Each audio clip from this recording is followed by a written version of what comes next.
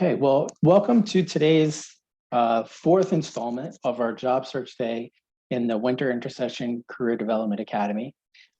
Today, I'm very happy to have one of our alums, Varuna, here to talk about job searching using social media. So I believe that this will be a very interesting topic and one that I think is going to be very useful, timely, and also helpful in kind of getting perspective on what's good and what's not. And so with that, I will turn it over to Varuna to start. Hey, thank you so much. So today, as Paul had mentioned, I'm going to be talking about job searching using social media. And the format of this is essentially, I'm going to be talking for just a little bit, and I have these slides up here, and I'm going to share what has worked for me and kind of the template of social media job searching, and I'm just sharing my tips and tricks with you. And then in the other half of this session, I'm looking to maybe hear some questions and some of your thoughts, because this is not a one size fits all. I'm just going to go on to the next. And so you must be wondering, who is she? Like, what does she do that she's using social media as a place where she can hunt for jobs? So like Paul mentioned, my name is Varuna, and I am an alumni of Hopkins. I graduated in 2018, and I customized my program. I was in the 11-month track, and I have been working in health communications since then. And so a lot of my work is in the media, working in the internet. And so just as a big disclaimer, I don't have visa issues, and using social media is a big part of my job.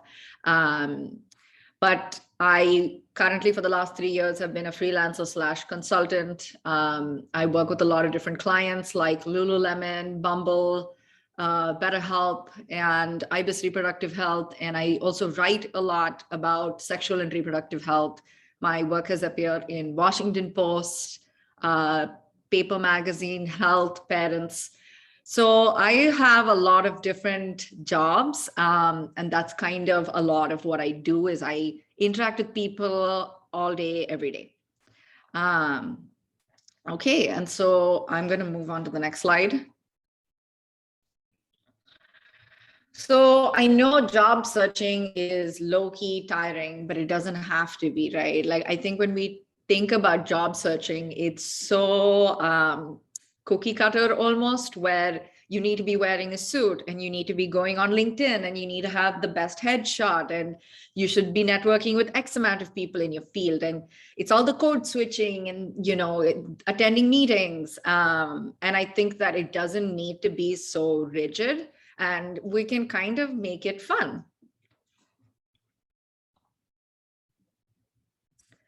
And so what I really want us to think about is that social media is a tool, right?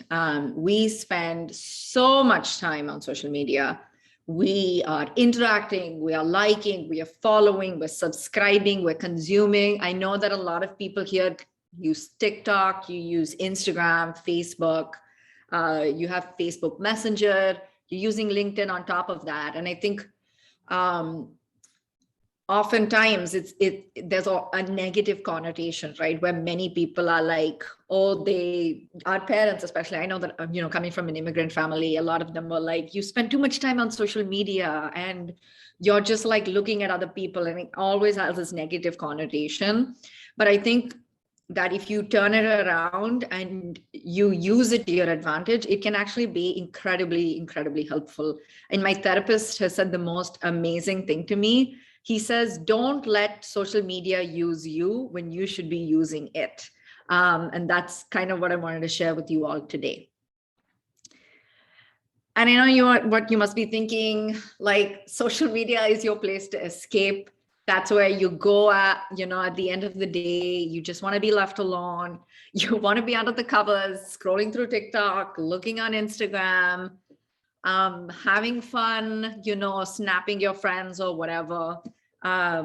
but I really do think that, with social media, what if we really looked at overlapping job searching, which is something that a lot of you are doing right now, and social media usage. And in the next 4 slides, I'm going to use like case examples, and I'm going to show you how to use each different social media platform. And I'll give you examples of how it worked for me, just so that you know that someone has been successful on it. And I'll give you a quick background. I have a degree in medicine and public health, and I customize, like I had mentioned before. And so in 2018, I was job searching and I was only using LinkedIn. I was on Facebook and Twitter and Instagram, but I would only say that in 2020, I started using it to my advantage. And all of these things have worked for me since 2020. Okay, so Twitter, I don't know how many of you have a Twitter account, and I don't know if you can chat and if you have access to a chat right now. Maybe it'll be helpful for me to know which platform most of you are active on.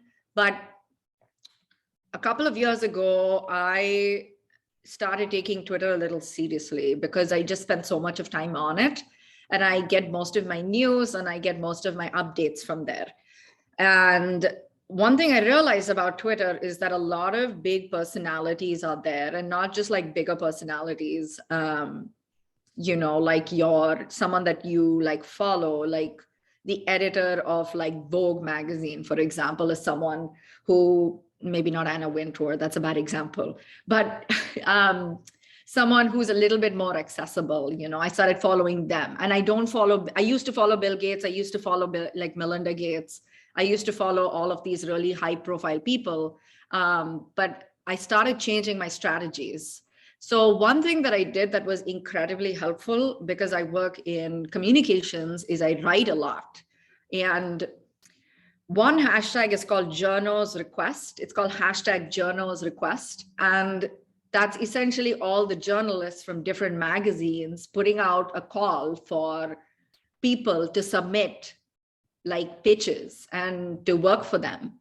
And it has been so helpful for me. Sometimes I just go onto the hashtag and I scroll. I keep scrolling, and then I come across like someone who's like asking for like a South Asian person to write about sexual and reproductive health. And they pay really well. I mean, most of these big publications have money.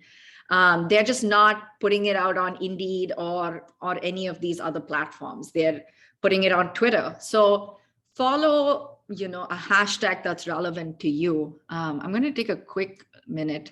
Instagram, Twitter, and LinkedIn. Instagram. Yeah. Oh my God. I'm going to teach you about Instagram.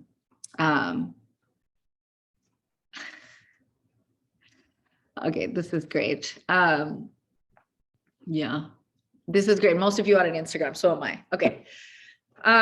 So Journos Request, if anyone here works in reproductive health, repro jobs is an amazing hashtag. And I'll put all of these hashtags in a chat, and I can even send out a document to Paul. But you want to find something that's relevant to you, right? Like you want to find a hashtag which encompasses the field you're working in and like jobs. Like it's great if you just want to follow hashtag, I don't know, like epidemiology, but if you follow something like epidemiology jobs, hashtag epidemiology jobs or hashtag epi jobs, you're probably more likely to come across something. And you can follow hashtags. So I would definitely recommend that you do that. And, earlier on, I had mentioned about how you want to follow the right people. Again, like, yeah, you can follow Kanye West, but what is that ever going to do for you? Like, you're just consuming his content. You want to interact with someone who's going to interact back with you, right? And that's kind of the purpose of like LinkedIn, but we're doing it on Twitter. And so I was following Bill Gates, and then I realized, like, why am I following Bill Gates? And I unfollowed him. And then I followed someone who works at Planned Parenthood, who I think is really cool. And she tweets the funniest things. And I just keep liking and commenting. And like, we started developing a relationship over Twitter in such an informal way that I feel so comfortable reaching out to her and like asking her about Planned Parenthood. And I think that it's been incredibly helpful. So assess, go through your followers list, and if you're following like a bunch of celebrities, unfollow them, because that's going to it's just going to cloud up your timeline. What you want to follow is someone who like works at Planned Parenthood, 3,000 followers, but someone who's like reachable, who if you interact with, there's a high likelihood of them interacting back with you. Another thing that I've seen on Twitter is that a lot of people put their email addresses in their bio. So, if you can't slide into their DMs, comment, make yourself visible, or you can just email them, right? Many of them, like I've sent out countless emails saying, hi, I saw your post on Twitter. I saw you on Twitter. I love this post on Twitter. Can we chat? Literally, they respond because they know all their profiles are public. So they know that people are probably going to see what they're doing anyway. So I would say put yourself out there, whether it's in the comments, whether it's in their DMs, you can just email them. No one's, I've had a couple of people who've seen me on Instagram emailing me saying they saw me on Instagram. I'll be like, okay, I know like how you actually know me. So it's a point of connection. I'm going to talk about this in the last slide, but social media is such a great place for you to like express yourself, right? And not like, oh, I like socks, but more like, I support pro-choice movements. And so share your work on your page, or like support other people, right? Like my cousin wrote an open letter because her hospital was putting so much of pressure on her during COVID. And so I retweeted her letter, which I thought was powerful. And I sometimes share my work. I'll be like, hey, look, I wrote this article, and like retweet it. And I think it gets you followers, it gets you people. I mean, I only have 300 followers on Twitter, but it doesn't matter. Like I still have high like engagement posts. I have people that I've connected with. So it's already given me back so much more than I've put in. And again, all of the stuff that I'm sharing here isn't like you need like 10,000 follower minimum. It matters what you do with the people that you are following / the people who follow you. Now on to the big one, Instagram. It looks like many of you use Instagram. Instagram has been where I have got so much of jobs from. Oh, and going back to Twitter, this is something I forgot to say. That friend I told you who works at Planned Parenthood, when you follow people on Twitter, you can see what they retweeted, right? So the friend that I have at Twitter who worked at Planned Parenthood, I've never met her in real life. I've never met her once ever. We've only spoken on the phone once. And she retweeted a job by IBIS Reproductive Health. And they were looking for like, I wasn't following IBIS. So she retweeted IBIS's account and said, oh, we're looking for like a communications consultant. And I was like, oh, this is perfect for me. And I got the job. Like I just finished that contract with them for a lot of money. So you never know. Okay, now moving on to Instagram. Instagram is pretty much the same as well. If anyone here works in reproductive health, repro jobs, I'm not even kidding, nonprofit jobs. Sometimes I would look in the search, I would be like hashtag nonprofit jobs. I follow the organizations I want to work for. So I follow one particular small nonprofit that I follow is like the Asian Pacific Islander Domestic Violence Resource Project. And they hire a lot of consultants. And they're actually looking for like a developmental consultant right now. I don't do fundraising. That's not my thing. But it was easy because I like commented on their post saying, hi, are you like how much is the pay for this position? And they like replied back to me immediately. And so a lot of the organizations that are hiring will put a post on their social media channels, right? They know that everyone is on there right now. So they might be doing the traditional like Indeed and whatever like platforms, but it's free to put it up on social media. And that's where you're going to get the most engagement. So why wouldn't they do that? So don't take it for granted. I would suggest that, locate a couple of organizations that are not too high profile, like the UN yeah, I mean, that's great and everything, but I would always say start small. The first job I had was a really small nonprofit that employed only 4 people. So you got to start somewhere. This one I had already mentioned, comment on their post when they advertise for not for a new job. Don't just be like, okay, or like thumbs up, or like smiley emoji, like ask questions, because instead of saying, I'm applying, be like, this sounds like a great opportunity. I have a couple of questions, and then like ask one question. Don't ask like 4 questions. So something that's a little bit more relevant is like, what's the pay? I'm all for pay transparency. If you are too, you should go ahead and ask it. I don't think anyone's going to be like, no, how dare you ask that question? Ask questions like, what is a recent project that you all have worked on? And I've been following your work. XYZ seems very exciting. They will interact back with you. I'm not even kidding. Like half of the jobs that I have found on social media, I comment and I say, this looks like such a good fit for me. I'm going to reply, is it the email at link in bio? Just an example. Again, follow people that you are inspired by, not Kim Kardashian. That is not helpful to you. Follow your neighbor that started their own nonprofit, right? Like post their work on your stories. Like this person is doing this amazing work and I really love them. Or if you see someone who has like 5,000 followers, who's doing something so amazing and doing, in a field that you like, they'll see it because you've tagged them. And so in their DMs, they're going to see it and they like it and they'll comment back. I have gotten someone at Lululemon reached out to me on Instagram, right? I've had like Bumble reach out to me on Instagram. And like, granted, I'm a little bit more active on Instagram. I kind of put a lot of content out on Instagram, so that's easier for them to see. But why don't you can use it as a place to like showcase what you do and what you're passionate about. I think another really big thing that has been incredibly helpful for me are these messaging pods. If all else doesn't work for you, I had this messaging pods, which is just a bunch of like 11 Indian women who work in like the sexual and reproductive health space. It's amazing because we're all around the same age. We're all Indian. We like share like, congratulations, you got engaged. Congratulations, you're moving to New York. But it's also things like I post regularly on the group where I'm like, hey, how much do you charge for like an hourly rate? And then we warn each other because we're like a freelancing group. We warn each other if like someone is trying to work with us, or we pass along opportunities. We say, this journalist came to me wanting to talk about like sexual health in India. Can I like recommend them? Like, can I recommend you to them? And so, finding 2 or 3 people, putting a messaging pod, like even if it's just you and a couple of classmates, it's fun because, you guys can send memes together. You can like ask questions to each other.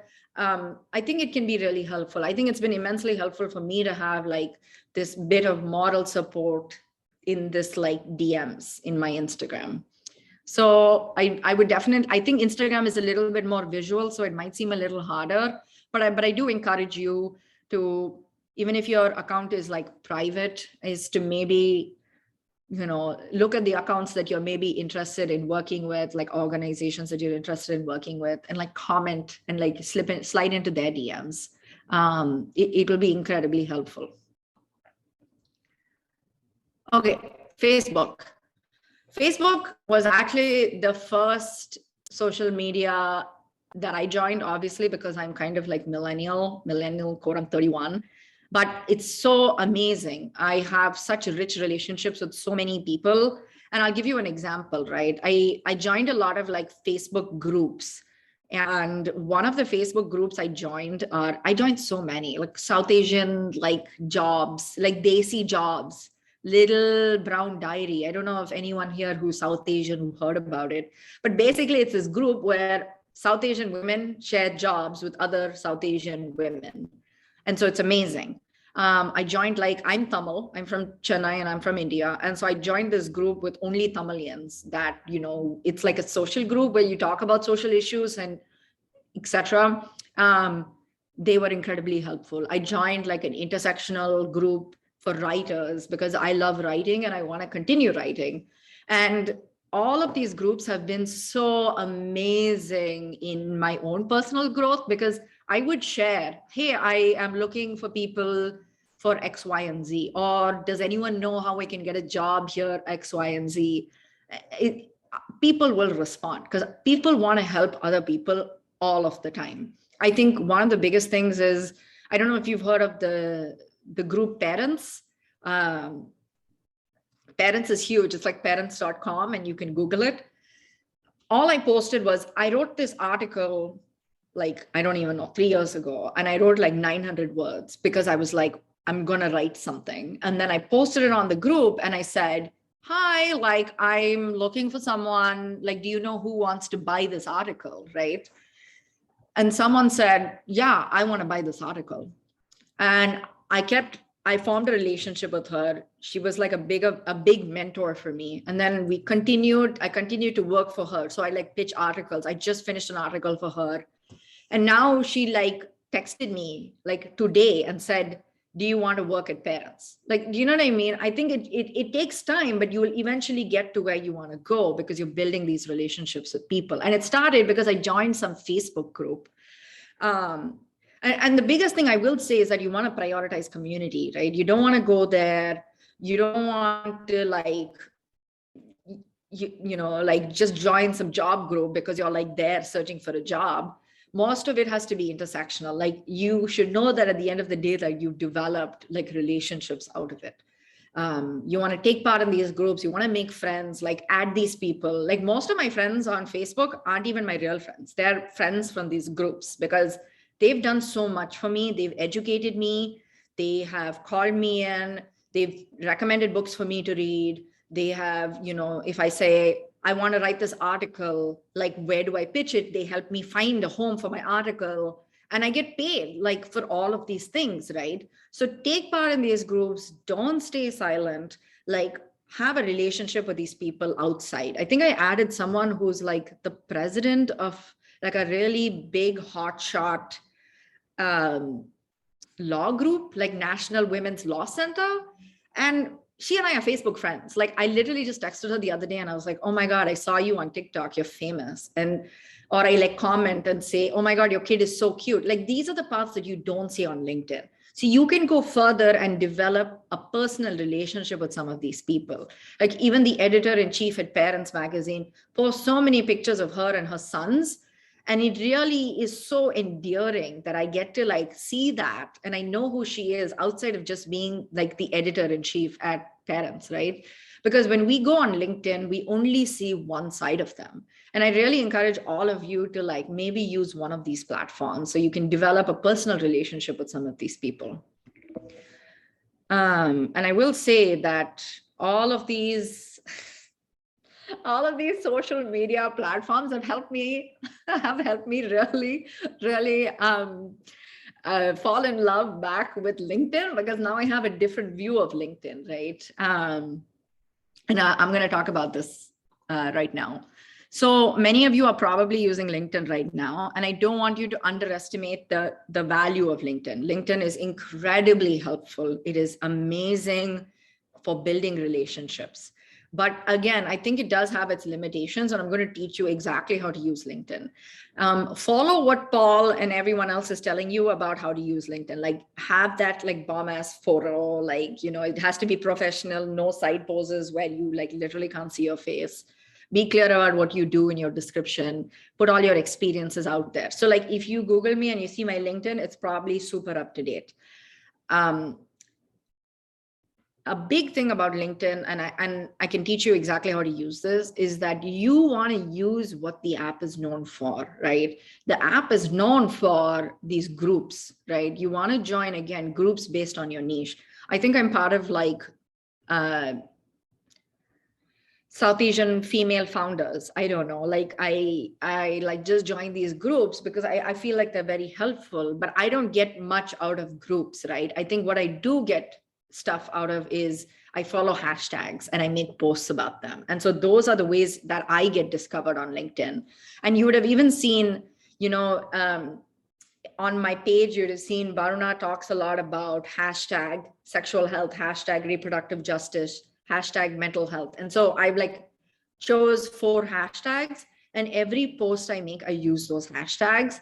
And I think LinkedIn is really promoting these blogs. Like you can like blog and you can write, and people like that. And I think that's also really, really helpful. Yeah, that you can get Paul just sent my LinkedIn. Just as an example for you to know, right? Because I think it's so helpful. One thing I started doing on LinkedIn is that I really started posting about who I am outside of work, and not like, I think on other social media platforms, you can be a little bit more like relaxed and, about who you are. Like I sometimes post stupid things on Twitter, but I know that the people that I'm interacting with over there are a lot more different. They're more creative people, versus on LinkedIn is a little bit more business and entrepreneurial oriented. And so when I post about things, I post about, I graduated, but I also post about like celebrating my wedding anniversary today. My partner has been so amazing in helping support who I am as a person. Or I post about the immigrant experience, right? Which I think is so helpful, like show who you are outside of work. Because I think we live in 2022 right now, and it's not just enough that you can like write or that you can like do project management. I think people are looking to hire people. So you want to show who you are, and you want to bring depth, and you want to bring personality. And that's what people can see on LinkedIn. And so I often post about how I'm an immigrant that came to this country, and how it was really hard because, English is not my first language. And sometimes I'm really like conscious about my accent. And I still am. I think it took me a really long time to talk about public speaking, because I wouldn't like hearing my own voice in recordings. And, when you talk about those things and you're vulnerable, people really see that, because you're not alone in this, right? And there always has to be a positive twist. So it shouldn't be like a rant or a vent, or you shouldn't be like bad mouthing someone. It's more like, these are the lessons I've learned. You want to bring value. And I'd mentioned use the blog features, and also send out as many invites to people as you like interact. I saw someone on Instagram that I like loved them so much. And I assessed, I was like, how do I best get in touch with them? I don't think I want to DM them on Instagram. I think I'm going to find them on LinkedIn, and I'm going to add them. And they added me back. And there was a connection. And so I kind of like pick and choose. I wouldn't say that I use just one platform. Oh, sorry. Oh, I'm so sorry. Okay. Here we go. Some key points. Okay, this is the most important thing, right? Social media is forever. I'm not even kidding. Be careful about what you post. And I was telling Paul about this is, I'm very, very candid on Instagram, and, I'm candid on Twitter, but what you won't see from me is disparaging, me bullying someone, because that's not who I am. I'm not going to post hateful things. I'm not going to like get into a fight with someone. I'm not going to post pictures of me partying. I think that that's kind of what can lead to your demise eventually, is that there are a lot of people that are not careful about what they post. And I think this is very telling about a person. So I think you can be professional and authentic. It's totally possible. If you have like personal social medias, and it's totally up to you. If you're like, I just want to be private, I don't really want to use it for anything, and that's fine. You don't necessarily need to make it public. I would say that maybe you can start another profile where you don't necessarily need a lot of followers. It's just sort of to prove your legitimacy, right? I think that you have in your like bio, you're like, hi, like my name is so-and-so, and MPH alum, etc. So I'm already getting so much from your bio. And like in your pictures, like I can maybe like go through a couple of your pictures. So just, I know that you're like legit.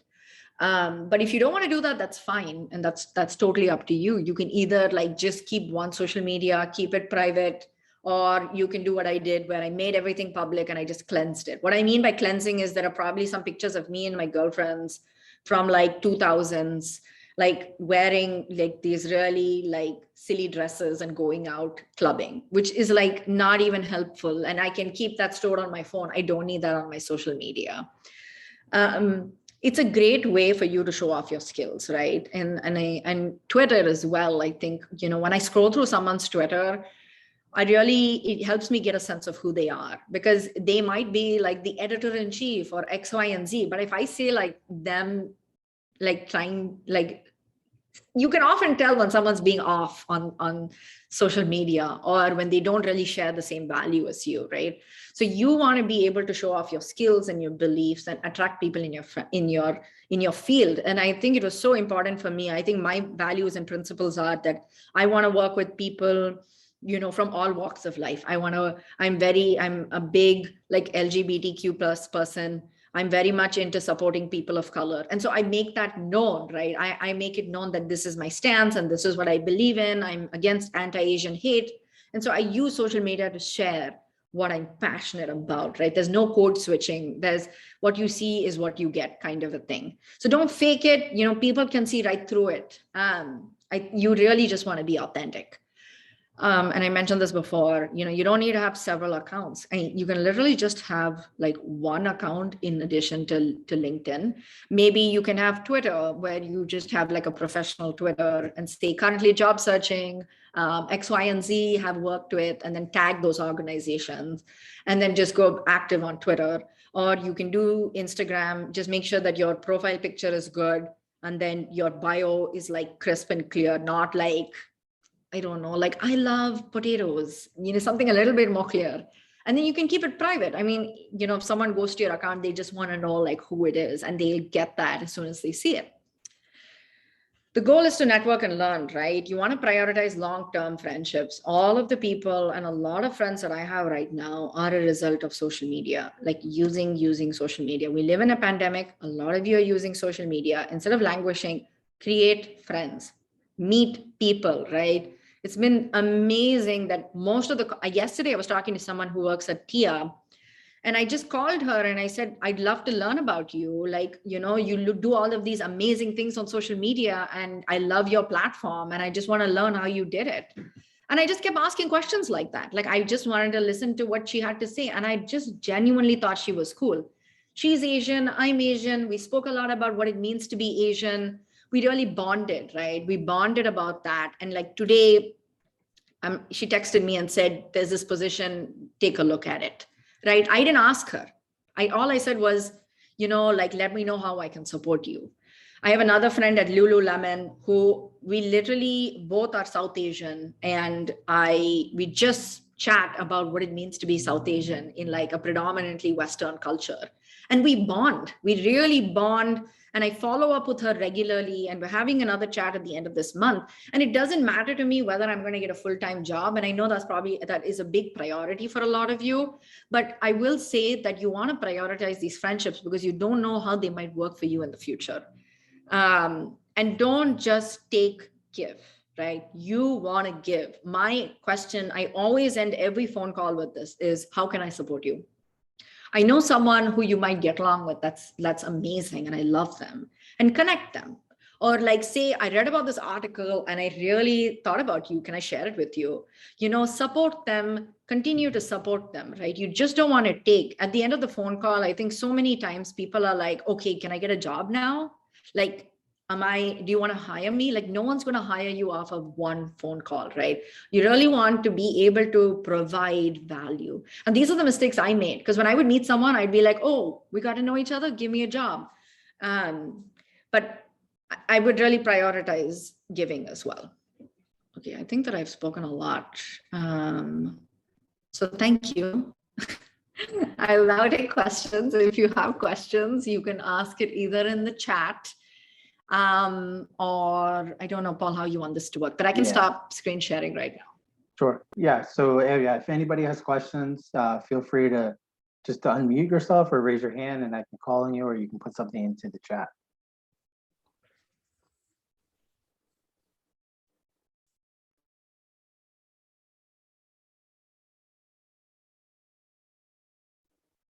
And it's totally fine if you don't have questions. I know it's been a really long week and it's 4 o'clock on a Friday, and yes, so I appreciate everybody sticking with us throughout the day. Yeah. I mean, I'll just comment. I mean, I think a lot of what you say too is it's that very kind of some of it is practical, but some of it is not sure of norms of what's kind of expected or what to kind of anticipate. So I think, you kind of sharing what your experience was and kind of what you did was really helpful. And then just knowing the reach of social media and how it can help in more very much non-traditional senses as well. Yes. Yeah. I'm sorry. Sorry, somebody just put in the chat. I forgot to click the button. So yes, if you want to unmute, go right ahead to ask a question. Sorry about that. I don't have a question, but I learned about how to navigate. Yeah, thank you, Sandra. That is really helpful for me to hear because I wasn't really sure, because social media is a big part of my job and I freelance and I have to use a lot of these different social media platforms. But I will say that the biggest advice I have is that you are trying to convince someone to invest in you, right? Invest in you by giving you a job, and a job isn't just like a title, it's money. It's a lot of investment in training you. It's, health insurance, it's X, Y, and Z. And so you really want to show who you are as a person, right? I always dress like professionally, no matter where I am. Like you can show up in a hoodie. I think there are a lot of like activists out there who show up in their very authentic selves. And I think what I'm trying to say is what you see is what you get, right? You want to be able to show a very authentic side of who you are. And I was telling Paul about this. Me and him bonded on the fact that we both have dogs and we love dogs and find common interests with other people. I found a job at Yale at the dog park. I walked to the dog park with my dog and I was wondering, I was like, oh my God, like I need a new assignment. I'm unsure of what to do. Because, my friend who I randomly met walking around in New Haven told me that we were just like complaining about jobs, right? You don't start the conversation about I'm job hunting, what about you, right? You start talking about life. And he said someone quit and he's working overtime. And I said, let me help you. I'm actually looking for a job. And he recommended me and I got the job the next week. I'm not even kidding. Like, this is how I got majority of the jobs. I don't go the traditional way anymore. I just talk to people and I say, this is where I am in life and this is what I want out of life. And it'll come searching. Yeah, look for Repro Jobs. That is my favorite. And Repro Jobs is also an organization. I think it's WW. And I think it's that. Just check. I don't know. Repro Jobs, hashtag Repro Jobs is amazing. If anyone here is a writer and wants to get into writing, journal requests is really good on Twitter. And so is like writers requests, or, I follow like a bunch of hashtags, but like do your own research on what's helpful to you. I have one question. Have you started to kind of dive into like Twitter Spaces? Have you done any of that yet? Yes. So I personally don't do the fleets or I don't do like the chat rooms. Okay. But so I have this editor who I found him on Twitter and I pitched a couple of articles to him and he loved my work so much that he emailed me the other day and said, hey, do you want to write for us again?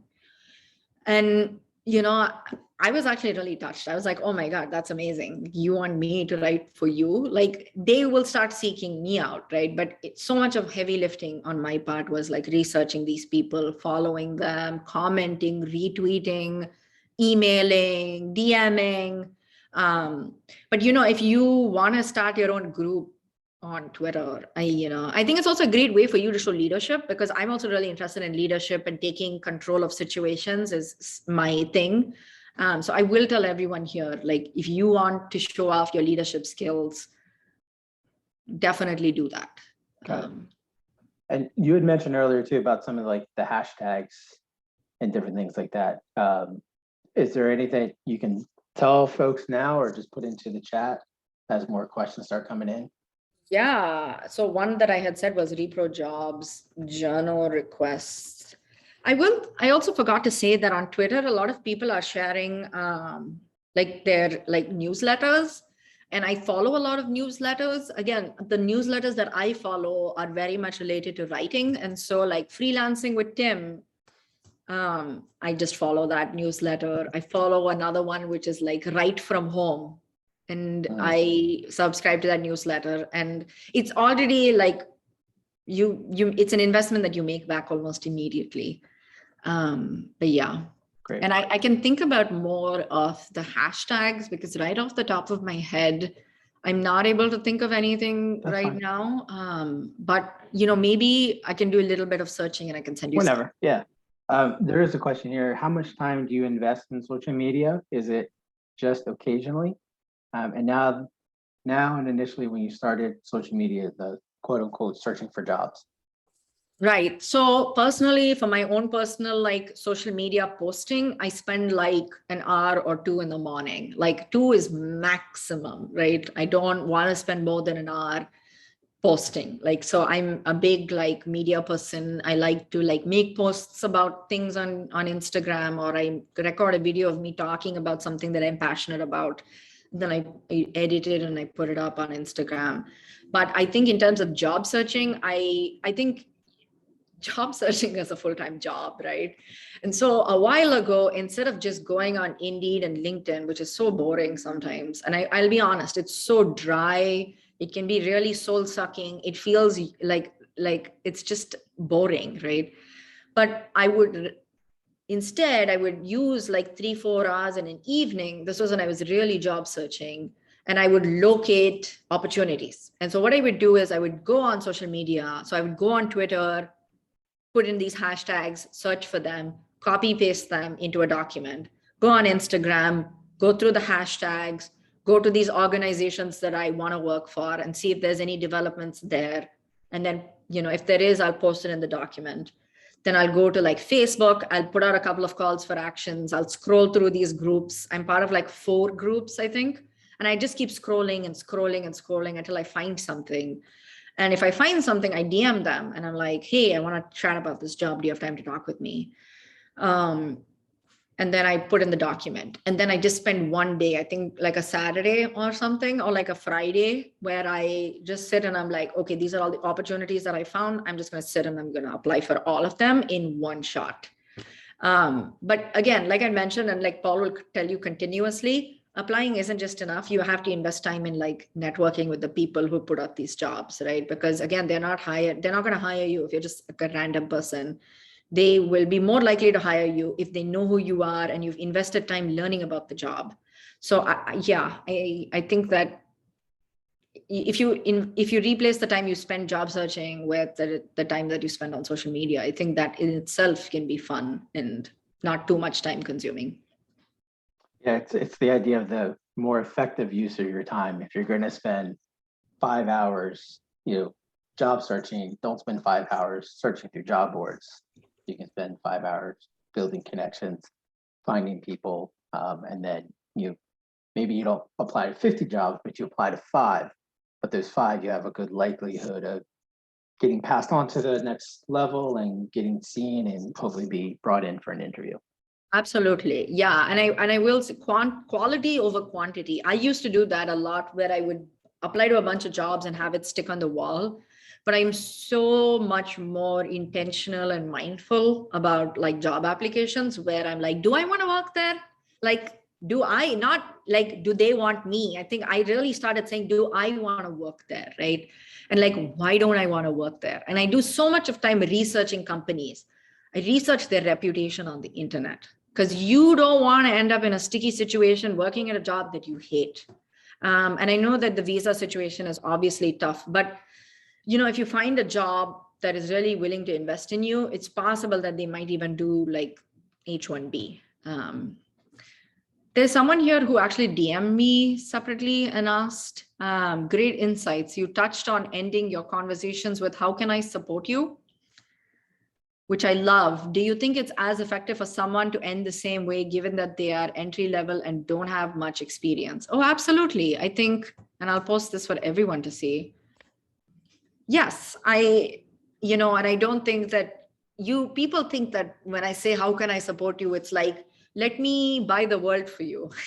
Let me like give you this job at this other company, right? It's as simple as like, I saw this article and I thought about you. And, I would love to see pictures of your dog, or like, let me know how I can help you. More often than not, like, you don't even need to have had anything to support them. Like, even if I'm on a call, like, I'm happy to just like mentor people and teach them things. But when they ask me, like, hey, how can I help you? How can I support you? Like, even just like following me on Instagram or following me on Twitter, or like sending me an email thanking me, or like being present in the conversation, and like someone who's like says, I think what you're trying to say is, help me today, and tomorrow when I'm like a little bit more like experienced, I'll return the favor, right? Because it's a return on investment. You just don't want to be like, oh, you helped me so much and I'm just going to go off and do my thing, right? You want to be present and you want to build on that conversation. I don't think that you need to be like someone who's in a very experienced role to be able to support someone. All right. Well, I don't see any other questions in the chat or anybody neither do else. I. Yeah. So I think this, would be a great time to kind of wrap up.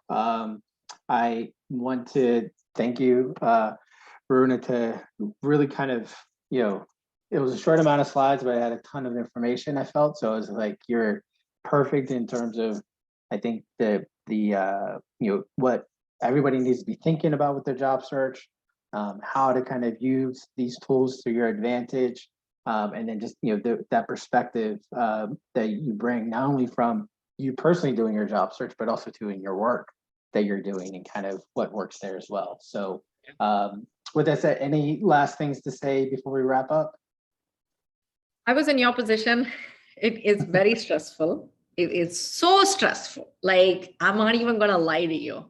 And whatever you need, and you're also doing it during a pandemic. Okay. So be easier on yourselves, like practice self-care. It takes a lot of time. And I think that investing in relationships can really go a long way.